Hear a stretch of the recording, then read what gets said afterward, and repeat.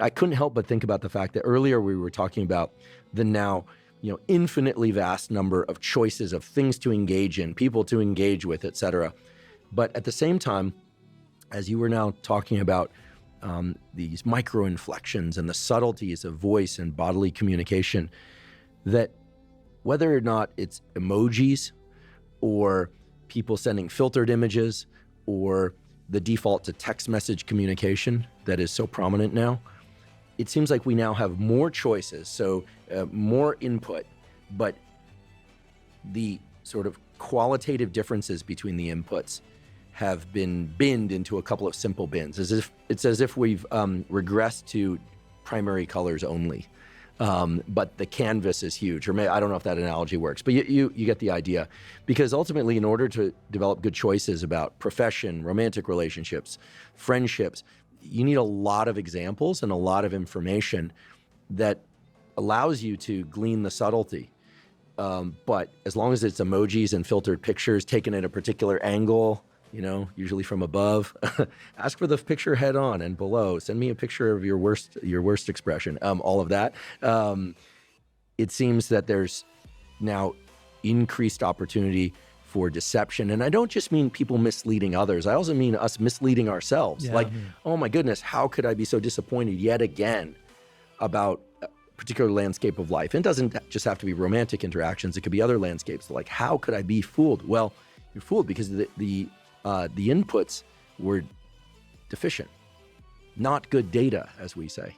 Well, the thing is, if things are you're immersed in the virtual realm, it's very, very hard to master the nonverbal communication aspect, which is so important. So if you're dating from an app and you're flipping through and then you find that person, you've missed out on the greatest experience of life, which is actually having to go out to a bar or go to a restaurant or go to a social event and have to literally encounter another person and deal with looking at their behavior and kind of assessing who they are. It's a muscle that you have to pay attention to nonverbal communication.